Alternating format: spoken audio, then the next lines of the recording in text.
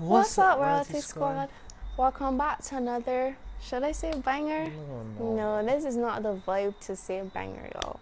As you guys can see by the title and the picture, I went through a lot early January this year, and I realized that I was never like open, I was never like, transparent to you guys about everything that happened.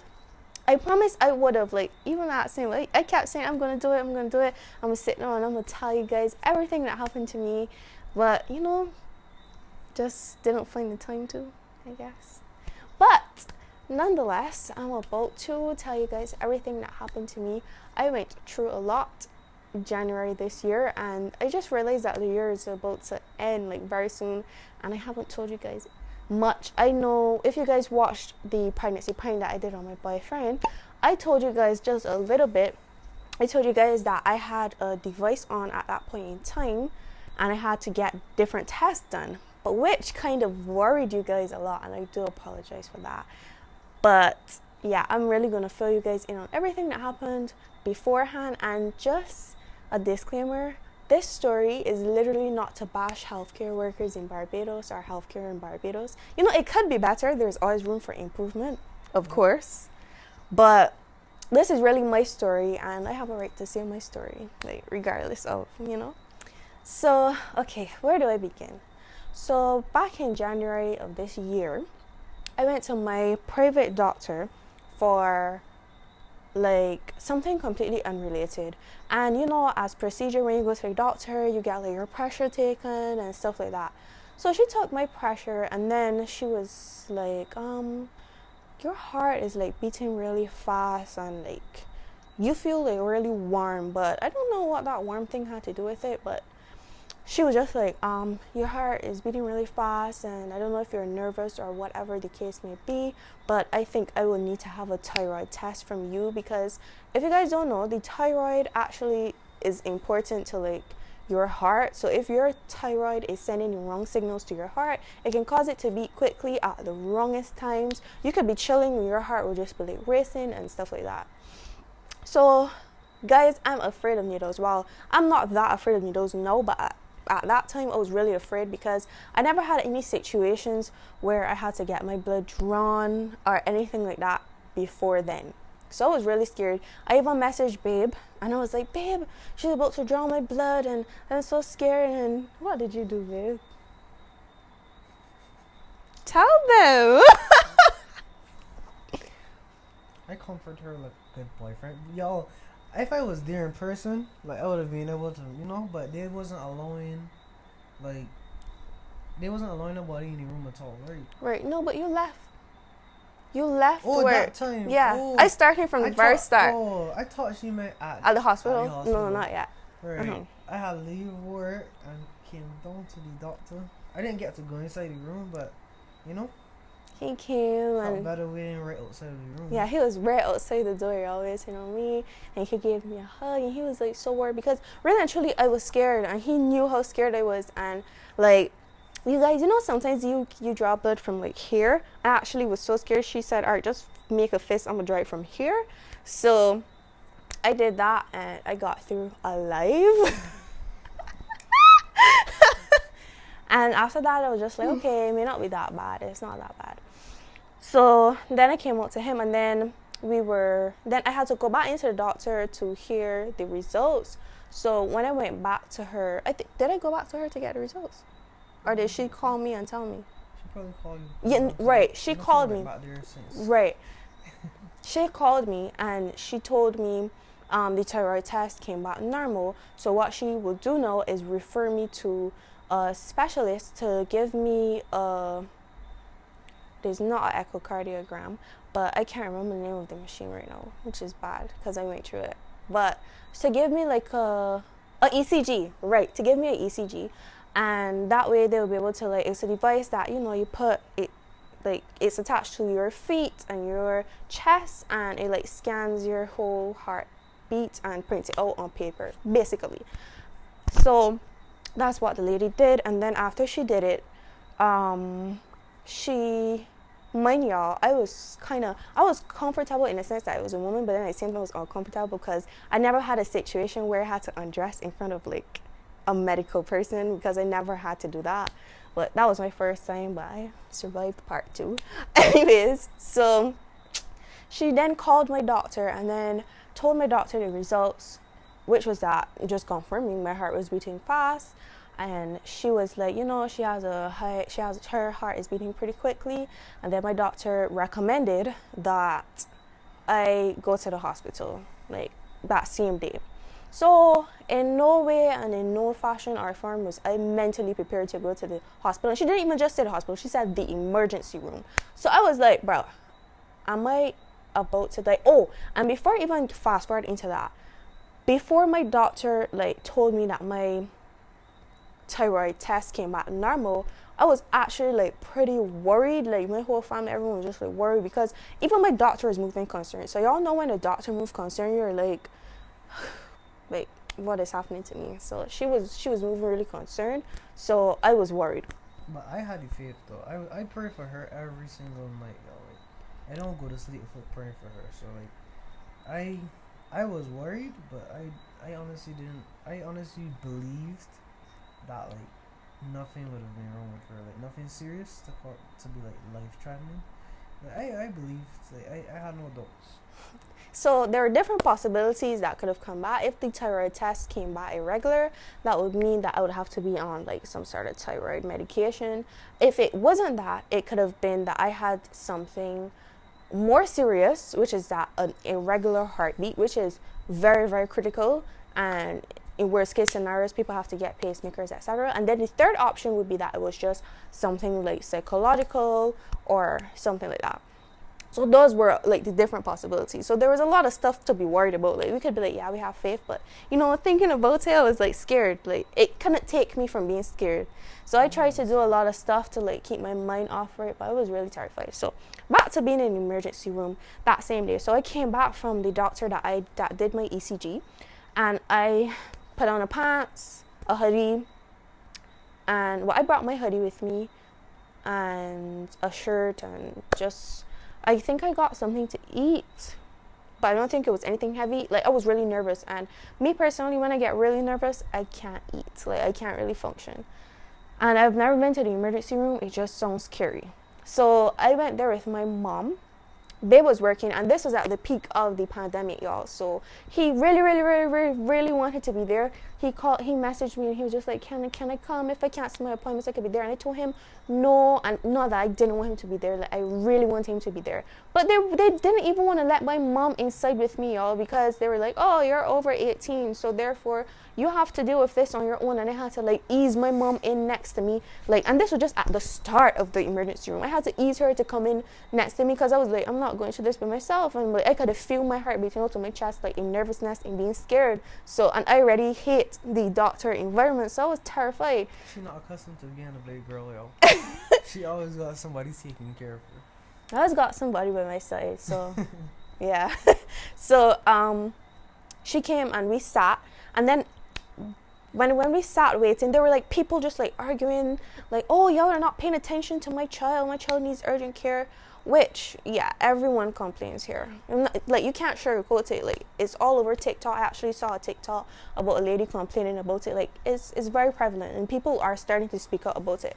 And I won't sugarcoat it or deny it, because that would make me like a hypocrite and a liar. And I'm not that, y'all.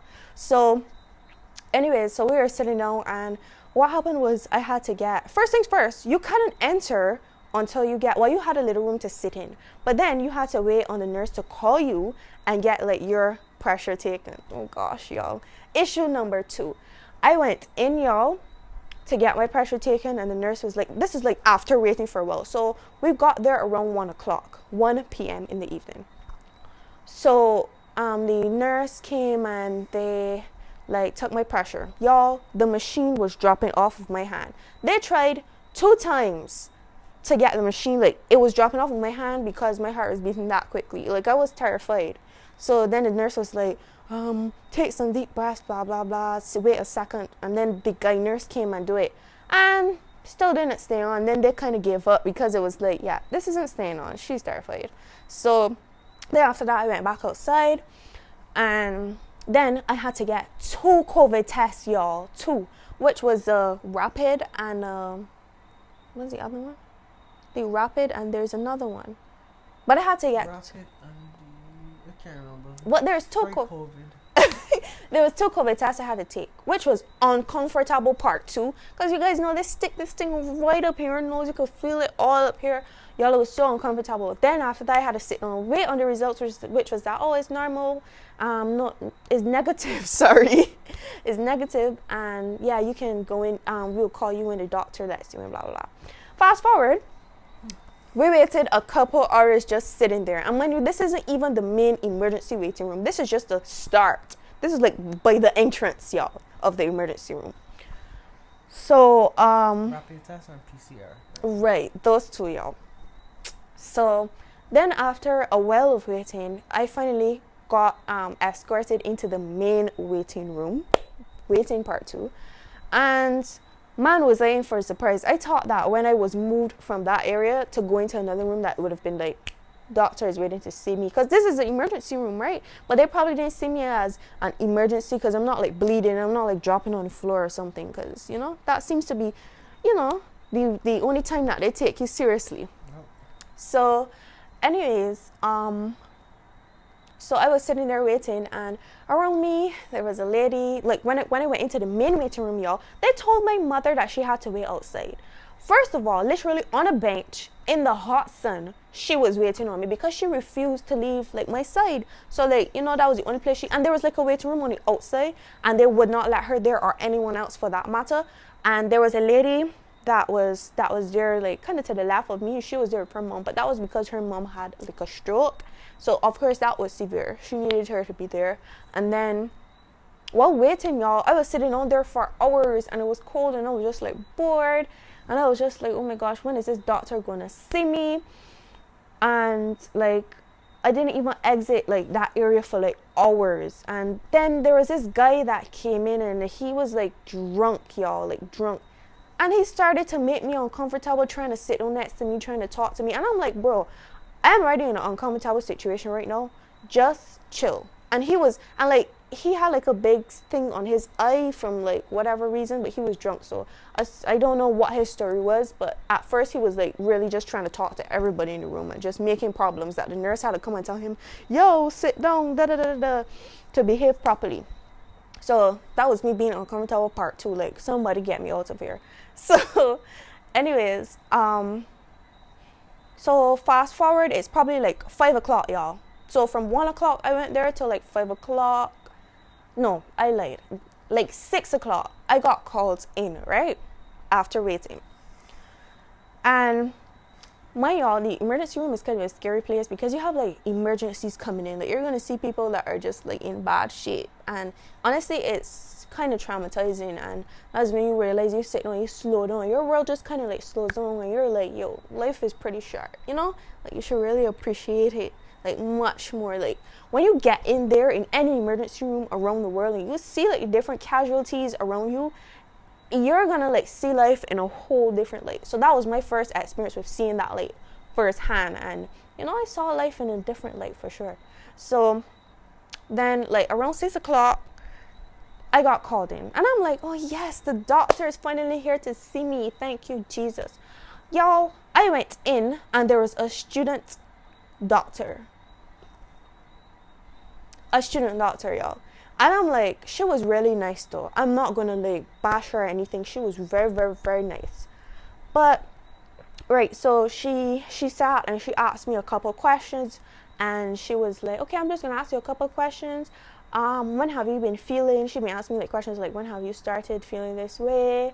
Have you been on your period? Have you been, everything's been going fine, like otherwise, like, you know, are you pregnant by any chance? You know, the basic questions that you have to ask anybody when it's dealing with a situation, you know, with their heart or anything like that. So then after that, she was like, okay, so what I'm gonna do is I'm gonna do ECG on you. Y'all, when I tell you, like, it was like in an office, and there was like a curtain and just like a little bed there in a corner, like, that's how it was. So I had to undress in a little curtain in like the corner and lie down on the bed, because of course with the ECG it has to go on your chest, y'all. So go figure. So then she came in with the ECG. And sis could not get it operated, y'all. Like, I mean, she put it on my feet, she put it on my hands, and then she was just like, why isn't this working? And then she'd take it off, and she tried to readjust it, and she, like, I was her experiment dummy, y'all.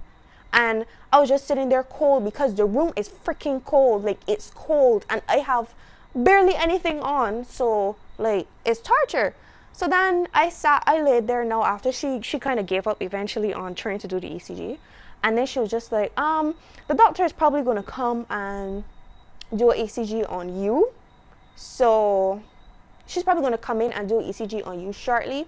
So it doesn't make any sense dressing back. Like, y'all, I laid on that bed, y'all, with my little hoodie over me, freezing. Because I'm like, when is this doctor going to come? And I tell y'all, no, like, that doctor did not come till the next hour and a half. So Jamelia is laying on a bed, shivering cold. There's no blanket on this bed, you know. This is just plain ghetto to all, just bed, just me and my little jacket freezing. Because it's facts. I went through it. And then I'm like, bro, this is the actual ghetto. And, like, I could have heard the other, like, the rooms were open at the same time, even though they were, like, private. So they were, like, I could hear people from doctors in the other room talking to patients, like, I could have even heard, like, the same guy that was, like, kind of like pastoring me speaking to the nurse and the doctor or whatever. And I was just there, like, laying on my back, just there, like, somebody save me, get me out of here. So then the doctor finally came, and she looked at me. Guess what? She asked the student doctor, why did you tell her to not dress back? Like, she's going to be cold, da da da da. And I'm there, like, why do you have a student doctor dealing with me anyway? Anyways, why I guess it was because, once more, my leg wasn't dropping off, my eye wasn't dropping off, I wasn't passing out on the floor or something like that, like something drastic. So, anyways, and once more, y'all, the reason that my doctor told me to go to the emergency room was because she said they're the only place in Barbados that could do the amount of tests that I needed done in one place, basically. So, because trust me, my mom would pay any fee to prevent me from going in an environment where I'm uncomfortable. Things could happen to me. I gotta be by myself, terrified, you know. So then the doctor was just like, okay, so this is what I'm gonna need from you. Once more, she didn't take an ECG. She was like, okay, so I'm gonna need a pregnancy test. I'm gonna need your blood drawn to do like 3 different tests. Oh, she was just like, I need to get a thyroid test from you again because your doctor did not send any proof that you already had a thyroid test. Y'all see this stupidness? Like, anyways, business in general in Barbados is just so unprofessional. horrible. Anyways, so so she said she had to get my blood drawn and do like different tests for them. So diabetes, thyroid, some other stuff, and the third. So the first thing they did was they brought in the thing for the blood, right? No, the pregnancy test. So, usually you have to pee in a cup.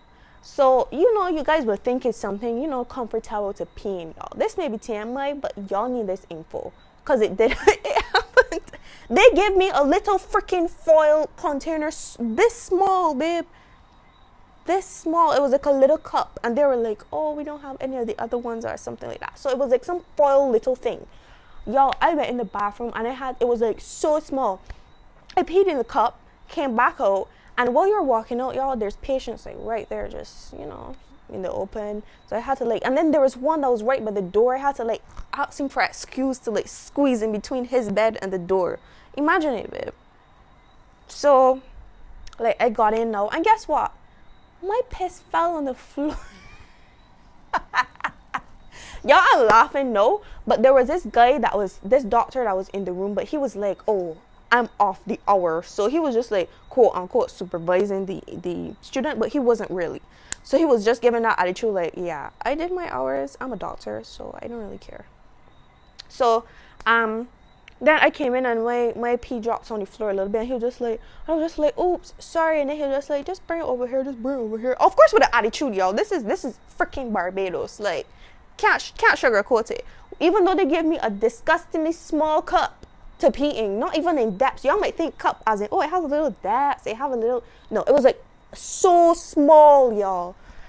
And like it was soft. So the reason when I walked in, oh, and there's patients once more. So remember, I had to walk out from a bathroom and pass patients with my pee in my hand, like just for anybody want to see, like that's how uncomfortable that's how uncomfortable it was, yo. I had to walk out with it in my hand past all these patients, and it was close, like they were close up under me. So it was just like with this pissy girl with all her thing just walking around. Anyways, so then right as I entered the doctor's office, where it was is when the pee fell on the floor, and I'm just like, oh sorry. And the reason it fell was because the container was like foil, so like as soon as I like hold it a little bit, like it squeezed in and a little bit fell on the floor, like foil. So anyways, then I put it there, and then another nurse, I guess, took it, our doctor, and then she came back in. I was just like, it's negative, you want to see? And I was in my head like, I know. Anyway, she was just like, you want to see? And I was just like, I guess sure, because I never took one before. You could just see my negative thing, right? So she showed me, and then she threw it away. So then after that, no, is when things went from bad to worse. This student, I don't even know what to call her. She came in, and then she was just like, okay, I have to draw your blood, da da da da. Y'all, I'm scared for my life. Because not only could she not operate an ECG machine, she just messed me up by being cold, and so. She even apologized for that? For the No, the doctors who came in, I was just like, what did you leave for, like that, da da da da. Anyways, so she came in, y'all, with the needle and stuff like that, and she started to draw my blood. So all of a sudden, she's trying to do a lot of things at once. So the doctor guy is just like sitting on there. Once more, he's off hours, so he's like, I'm not really obligated to like help or anything like that. But anyways, so she's like right there in front of him doing it, and all of a sudden, y'all, I'm looking away because I have a fear of needles, like at this point in time. So I'm like, if I look, I'm gonna try to pull away, and then blood is gonna squirt all around the room. So I was just like, you know what? To not make things worse with me being scared, let me just look away. I looked away, y'all, and I tell you, like I looked back, and all I heard was, you're letting the blood get all in her clothes. I looked down, y'all. There's blood on my bag. There's blood on my pants. My blood. And she's like, and the container that not container, there's a medical name for it. Well, y'all know what I mean. The thing where you're drawing blood and it goes in a little thing. It's overfilling, and then the other guy was just like, you're trying to do too much things at once. That's why. And then he was just like, oh, I have to put on like my gloves and everything to come and help you. I don't have no gloves right now, so what you need to do is put pressure on the thing with a cotton swab. And she pulled out the needle, and then she was like, I'm so sorry, da, da, da, da. And I'm looking down, y'all, and there's my blood on my bag, there's my blood on my pants, and I'm like, yo, I just want to beat up everyone in here right now. So anyways, so I'm holding this thing I'm holding the cotton swab on my hand so that there's a little bit, it doesn't continue bleeding and bleeding, because I lost blood, and mind you, I haven't eaten, and I was there for hours. Anyways, so then what happened after that? She gave me a thing to apply pressure, and then she like put away the thing, covered the thing with the blood, and then she was like, she had the audacity to ask the doctor, is this enough blood? And then he was just like, that's more than enough. And I'm like, well, duh. Like, she doesn't even know how much blood was supposed. I thought they're supposed to like practice on like those dummies before they even do anything. So exactly, like they just let her out in the field on human beings, man. Like it's so horrible. Like it could have been worse. Like what if I got like an infected needle or something? Like think of it. It could have been worse, but it's only by the grace of God, though. That's what I'm gonna say for sure. So, anyways, then she was just like, I'm so sorry, and she gave me some sort of like peroxide bubble thing. I don't know what it was, but then she was just, I'm so sorry, and she started to wipe out the bag with the substance, and then the doctor girl was just like, here, you can go to the bathroom and wipe out your pants. And then I had to go and like put this bubbly thing on my pants to like, well, it dissolves when it it bubbles when the blood is in it, and it just like absorbs it, and basically for cleaning blood. Yeah, probably. I don't know. So right now I'm like mad. My mom is not even in the room. She's not even in the building. They have her outside. Like, ugh. So then after that, I was sitting there. I went back into the room, and I was sitting there just like waiting to hear what else they have to say. And then the student nurse, the student doctor once more had to go and run my tests. She had to go take my blood and play with it. So she went in the back, and then like once more she didn't know how to operate the thing. She came out the front and she was like, excuse me, to the same guy that was there off hours. And she was like, it's showing up some weird thing for me. And he was just like, go back and do this and do that.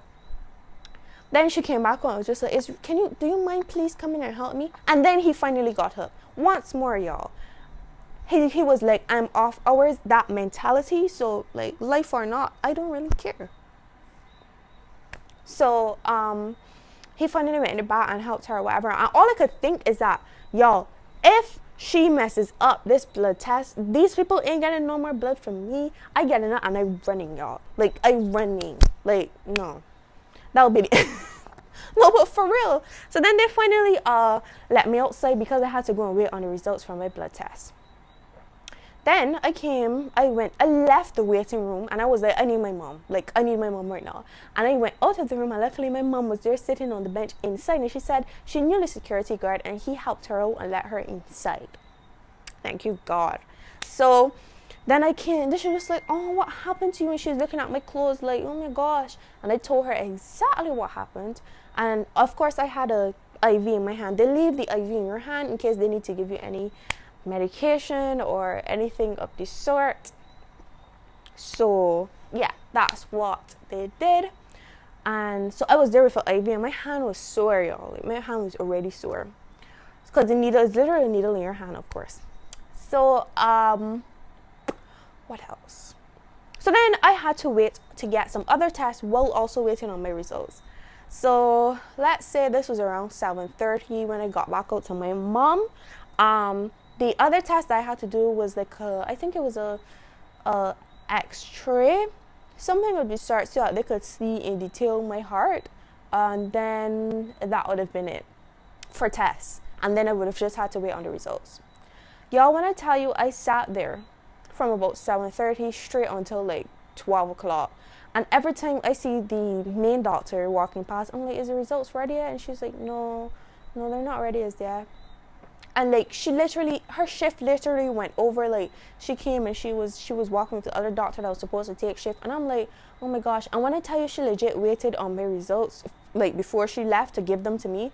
Like, I mean, no lie. But before that even happened, y'all, once more, I was there sitting with my mom from like 7:30 to like 12 o'clock, waiting to even get called to do the X-ray and to hear from my blood test. So then, at this point, I'm hungry. I'm starting to feel weak. I'm starting to feel woozy, dizzy, every type of messed up.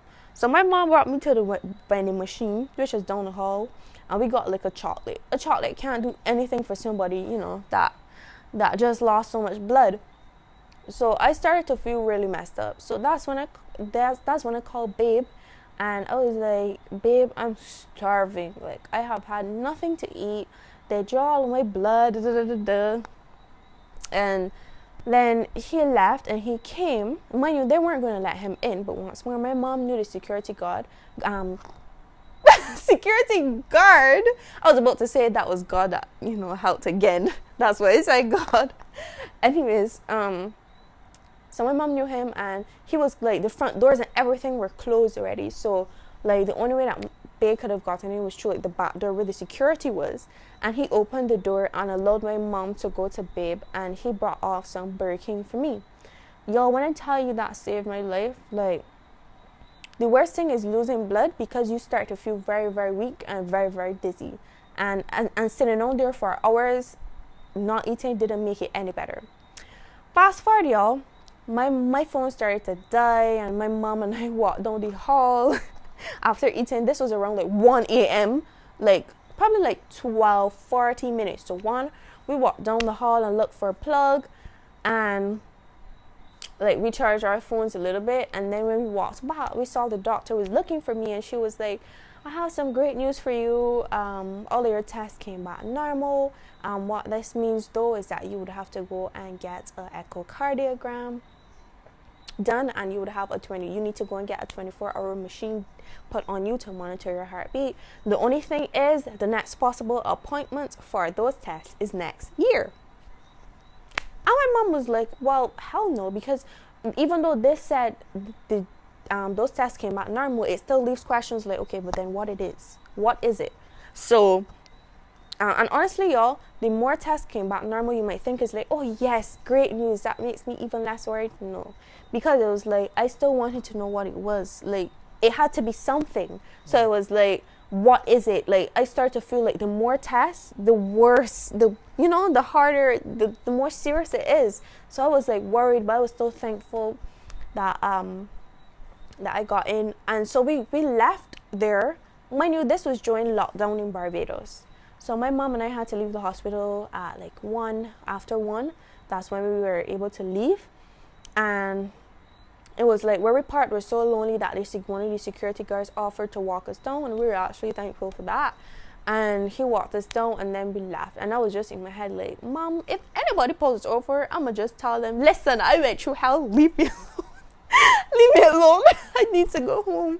So yeah, we got home probably within like 10 minutes because we don't live that far. And then, y'all, I was so tired. I just felt so happy to be in my bed. And I had like and of course, when I got the results, a nurse called me in and she pulled out the needle, the IV and stuff. So, and put like a little plaster with the cotton swab on it. So yeah, I had that on my hand, and my hand was sore, but I was just so thankful to be home, so thankful to get good news. And I was just like, okay, but what's the next step? So my mom took the name of and I actually had to go the next day to the hospital to collect some medication, which was supposed to help with my fast heart rate. And I was told to take it for the next 30 days. And long story short, y'all, many incidents, I sat and I started to eat, and I felt like, one time I was like, what's going on? And then I didn't bother. And then it happened again. And y'all, I pulled out like a piece of my teeth. And mind you, when I got the medication from the pharmacist at the hospital, all she told me is that many people reported having nightmares on this medication. Y'all, when I told y'all I didn't even dream once in the 30 days of having it, I'm like, bro, I prefer you tell me about my teeth possibly breaking off on this thing than telling me about nightmares. Like, I'll survive. Anyways, so like I only have one set of teeth my whole life, like, So anyways, my teeth were breaking off, and then luckily the 30 days were up, and my mom booked an appointment privately with the doctor that was actually supposed to do it at the hospital a year later, but because of a lot of appointments or whatever, it wasn't available till next year. So my mom paid for it and we went private. And the first thing that they did was take another ECG on me. Yeah, I can't get away from ECGs. They did another ECG on me, came back normal. No, sorry, it came back that my heart was beating quickly. And then the next thing that they did was book for, did I get it the same day as the ECG? Yes, I got an echocardiogram done. So the person I was actually dealing with the echocardiogram this time was a man. I was like uncomfortable at first, but then I got accustomed to it, and I was just like, you know what, it's only God's hands. God got me, I get me good. So, because he was very respectful, very professional, so as he should be. So, I went and I got the echocardiogram done, and when I tell y'all I was in pain, I mean, when I got in, the guy told me it shouldn't be painful, you should be fine. The echocardiogram is basically like, how to describe it, like a kind of like something, like when you have pregnant women and you do an ultrasound, you put like the gel and then have the machine there, literally like that, but just like on my like chest by my heart. And this is to be able to see the different chambers in your heart. So another possibility was that the valves in my heart was not sending the blood across properly and not pumping properly, which would have been issue number, possibility number like 3, 4. So that's why they needed to see the chambers of my heart. So when he was doing it, he was like pressing in, and he was just like, oh, it's hurting, and he was just like, the only reason it's hurting is because that you have a small rib cage, and you never know what you have to deal with until you see the patient. Everybody's different. I was just like, yeah. I just wanted it to be done. So he did it, and then after that, I got a machine put on me for 24 hours, which is, and of course I had to wait on that results. It took a couple of days for the echocardiogram, and then the machine now was a 24-hour machine that I had to put on and bring back the results, bring back the machine the next day. So when I brought back any machine the next day, around that time, y'all, I had entered us in a Valentine's competition, and I did a video of us, and I didn't even think that we were gonna get selected. I just did it, like for fun, and I was like, this is sweet, Valentine's, we could win a staycation. So the lady called and she told me 5, and y'all, I was not thinking 5 a.m. I have this big, and honestly, I was studying it, but not really. But I thought it was like 5 p.m. and then like I had this big device on me, so I couldn't go anywhere. Anyhow, like if I wore a dress, you can see. If I wore anything, I'm not gonna go out there in a jacket. Like, come on. So then she called me. I woke up the next morning with the device on, and saw that she called me, and I called her back, and she was just like, oh, it was at 5 a.m. and this was at like 7 a.m. y'all. And I'm like, damn, we missed the initial interview. And I explained to her what happened, and she was just like, I'm so sorry to hear that. And then she was like really understanding. And luckily, we still got called in after that, and we still won some free breakfast together. So it still worked out really, really well. And so when I brought in the device, they told me come back in a couple of days for all of my results. And the rate that my heart was beating at, my beats were not irregular at all, which means that it was pumping blood the way it's supposed to, and all of my valves were working fine. The only thing that I was diagnosed with was psychological sinus tachycardia, which basically means that my brain gets, I don't know if I want to call it anxiety, but it happens specifically when I'm at the doctor's office. I get really nervous, I get really scared in any doctor setting, y'all, like any, which can be alarming because, the first thing doctors do is check your pressure, and then if they're like, oh, your heart is beating pretty fast, every doctor becomes very, very, very, very alarmed. So, so thankfully it was just something psychological, and my doctor did prescribe, and I actually asked that doctor, I said, I have a question. Did the medication that I was prescribed, would it cause my teeth to break off? And he was like, yes, that is one of the side effects. I said, what? The pharmacist at the hospital, this has nothing to do with him, of course, but I was just like, oh, they didn't even tell me anything. And of course I would prefer to know that, like, that's important information. Anyways, then he prescribed me some more for 30 days. He was just like, just take this if you ever feel that you're having palpitations. Palpitations is one of the things I have been experiencing, and I have always been experiencing, which is basically when I feel like my heart is just beating out of my chest, it just feels irregular for no reason. I could just be sitting chilling and it happens. So that's what the doctor said, that I could have still used the medication.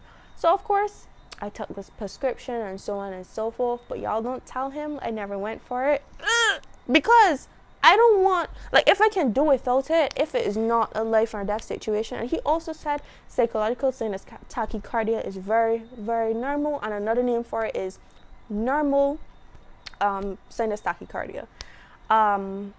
So yes, it's nothing that is going to affect my quality of life or anything like that, thankfully. So to everyone that was very, very, very worried about what happened when I vaguely talked about it in our prank video, that is the real story. That's the full story. That's the whole background story. And yeah, my baby was by my side the entire time. When I cried, when I was scared, he was by my side telling me, no, you're gonna be good, babe. I pray for you all the time. Nothing bad is gonna happen to you. She's covered with prayer. Yes. And prayer works, trust me. It does. So that happened, y'all, and it was an experience that I would never forget, though, ever, because all the stuff I went through at the hospital and stuff. But at the end of the day, I learned, life is short. I learned lessons through it. I learned that, you know, healthcare, it could be better. I learned, you know, a lot of other stuff, and I kind of told myself, you know, I know that in different countries they pay for healthcare and stuff, even if they're citizens of the country, but at the end of the day, wouldn't you rather pay like thousands of dollars to have excellent care rather than, you know, taking what you can get while also being on shaky grounds? Yeah. Definitely. That nurse was trying to kill her before she got her results. So, you mean he's student? Yeah. So yeah, y'all. If you're new, make sure you hit that subscribe button, leave a like on this video, and I appreciate you guys so much, and I hope you guys enjoyed this little bit of transparency. We all go through stuff and we all have our struggles, and at least I have my baby to be by my side through everything, any and everything, and the same for him. I'm always by his side. And a quick story, y'all. I was by his side when he got his blood drawn for the first time, man. I was traumatized, y'all. Everything was fine with his. It was perfect. It was, I guess, a doctor or a nurse that literally knew what they were doing. She wasn't a student. And I was, like, scared. I was just like... I thought my blood wasn't coming out. Yeah, I was traumatized because his blood wasn't coming out. And I was like... Yeah, it was pretty scary, y'all. Which is what I kind of started to be scared of needles after that, but... It was just on my own too that I was scared, because he was really brave. Like when we left, we got in the car when he drew his blood just for a couple tests, and I started to cry. Like he was like, "Why are you crying?" And I'm like, "I feel so bad." Yeah, that was before I went through this whole experience, y'all. But you know, you live, you learn, you grow, and you get stronger, especially with God by your side. So that's it, y'all. We are on our way to 2,000 subscribers. Yay! And next week is our anniversary and my birthday, my 20th birthday, y'all. So we have some bangers coming up. We're gonna be a whole 5 years, y'all. Yeah. 5 years with this hard-ears girl. 5 years of this hard-ears boy, y'all, that always playing. Alright, you guys. Thank you so much for watching, and We our out.